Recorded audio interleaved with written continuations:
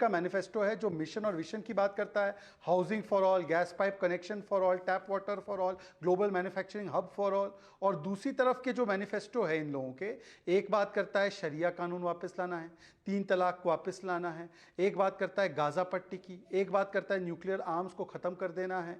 तो इसी से पता चल जाता है कि कौन मिशन विजन पे, कौन पॉलिटिक्स ऑफ डिवीजन पे। भाई बताइए, सनातन समाप्ति हम लाए थे क्या? राम मंदिर जो है वो गुलामी की निशानी हम बोले थे क्या?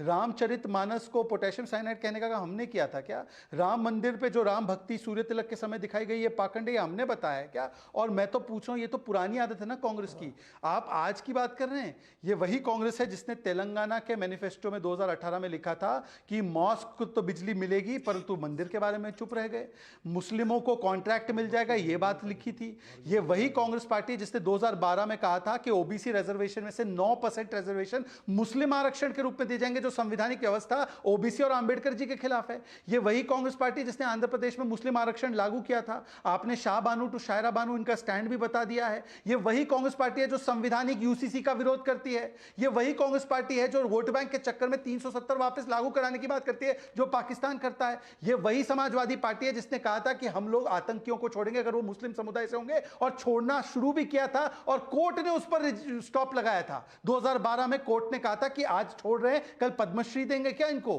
तो मुझे लगता है तुष्टीकरण का लंबा इतिहास, डिवीजन पॉलिटिक्स का लंबा इतिहास इनका है। और इसीलिए मैंने आज पूछा है, मैंने क्या पूछा है, और मैं अजीज खान साहब से एक ही सवाल पूछ रहा हूं। ये जो रीडिस्ट्रीब्यूशन वाला प्लान था, इसमें क्या वक्फ की प्रॉपर्टी भी रीडिस्ट्रीब्यूट करवाते क्या आप? क्योंकि वक्फ के पास तो सबसे ज्यादा जमीन है आज इस देश में। वक्फ की बात नहीं कर रहे थे कांग्रेस वाले। ये वो लोग हैं जो हमारे मंगलसूत्र, या मान लीजिए आपका कोई पैतृक या कोई एंसेस्ट्रल होम हो तो वो छीन कर रोहिंग्याओं को देना चाहते हैं, अवैध लोगों को देना चाहते हैं। और कांग्रेस ने 3 करोड़ इलीगल बेनिफिशियरीज को बेनिफिट दिया था। मोदी जी आए, डीबीटी के माध्यम से उनको रोका। तो ये बात कही गई है। अब बताइए, शरिया की वकालत की है कि नहीं की है कांग्रेस मैनिफेस्टो ने? मुस्लिम जज बनाने की वकालत की है कि नहीं की है?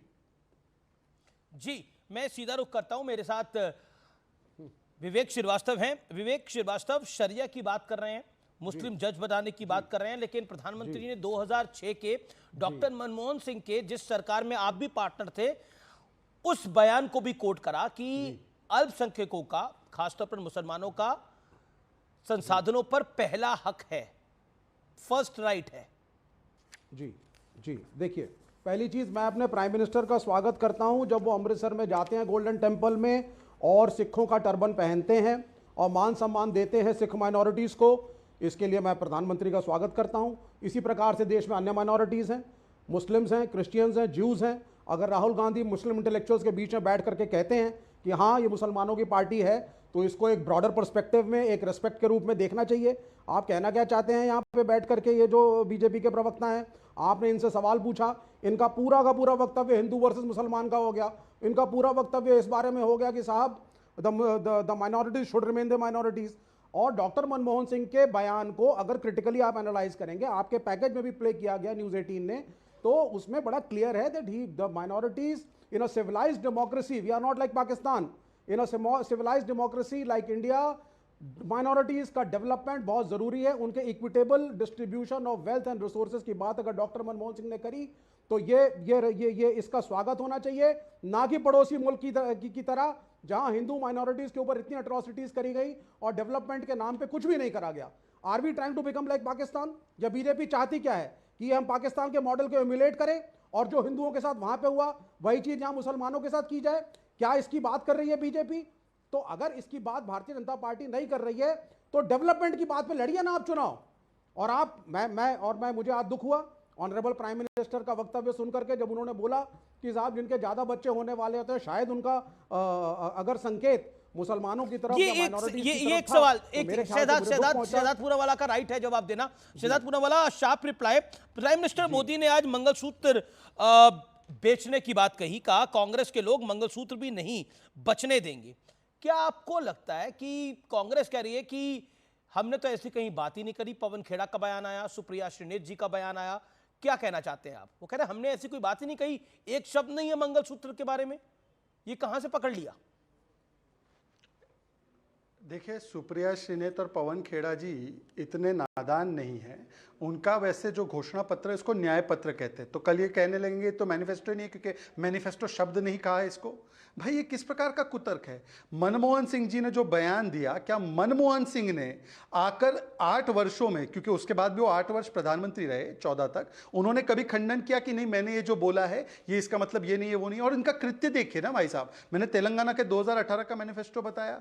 मैं इनसे पूछ रहा हूं कि बाकी सब छोड़िए, 2012 में सलमान खुर्शीद ने ऑन रिकॉर्ड कहा है, और अमीश जी क्योंकि उत्तर प्रदेश में आप ज्यादा फोकस भी करते हैं as a channel and as a पत्रकार, उन्होंने कहा 9% रिजर्वेशन रिलीजियस बेसिस पर जो अंबेडकर जी के खिलाफ है वो ओबीसी रिजर्वेशन में से निकाल के दिया जाए। अब अजीज खान जी से पूछिए, और अजीज खान जी से एक और पूछिए जो सवाल विवेक जी ने बता रहे हैं, रीडिस्ट्रीब्यूट करना है ना, तो अखिलेश जी के पास 37 करोड़ की संपत्ति है, वो तो ठेठ समाजवादी है, अपना रीडिस्ट्रीब्यूट कर दो ना यादवों में। देखिए और जिनकी वक्फ की प्रॉपर्टी जिसके पास कुछ संपत्ति बची है उसको रीडिस्ट्रीब्यूट कर दो। आप कहां अखिलेश जी को बीच में ला रहे हैं? उन्होंने थोड़ी वादा किया, ये कांग्रेस का वादा है। आप अखिलेश जी की संपत्ति रीडिस्ट्रीब्यूट कराने के चक्कर में घूम रहे हैं। समाजवादी टैग तो ये लगाते हैं मानेवर। कमाल है, अभी इनको कईयों की संपत्ति ईडी सीज कर दे, अखिलेश जी के पास थोड़ी संपत्ति बची हुई है उसको आप रीडिस्ट्रीब्यूट करा दो, तो अजीज खान भाई कहां जाएंगे फिर? नहीं वो कहां से आए, कुछ तो दोस्ती का लिहाजा रखिए भाई, राजनीतिक लड़ाई अपनी तरफ है लेकिन कुछ तो दोस्ती का लिहाज रखिए। डेली आप इधर डिबेट में बैठते हैं, एक साइकिल बची है वो भी आप छीनना चाहते हैं। अमीश जी अच्छी बात, एक वाक्य, केवल एक वाक्य देखिए, अपनी संपत्ति पर आई तो इसको रीडिस्ट्रीब्यूट मत करने दीजिए, मुझे बचाए रखने दीजिए, वक्त की प्रॉपर्टी को छूना नहीं है। नहीं ये उन्होंने नहीं बोला, ये तो मैं बोल रहा हूं। महिलाओं के मंगलसूत्र को छूना जी जी, ये चाहते हैं कि मेरे देश की जो महिलाएं हैं उनका मंगलसूत्र छीना जाए, ये चाहते हैं कि मेरे देश के नागरिक जो है उनके कोई और घर हो जाए तो जवाब जरूरी है, रोहिंग्याओं को दिया जाए, ये स्वीकार्य नहीं। अजीज खान तो रीडिस्ट्रीब्यूशन के लिए वेल्थ आप तैयार है? देखिए अमीश भाई, मैं लगातार सुन रहा हूं और दो दिन से सुन रहा हूं, जब से चुनाव हुआ है पहले फेज का, ये 400 पार का नारा फूस हो गया क्या? खत्म? अब उस पर चर्चा नहीं होगी क्या? ये सारी गारंटी जो बड़ी बड़ी गारंटी निकल ली जा रही थी, वो गारंटी की हवा निकल गई क्या? अब उस पर बात नहीं होगी क्या? मोदी जी उस पर वोट नहीं मांगे क्या?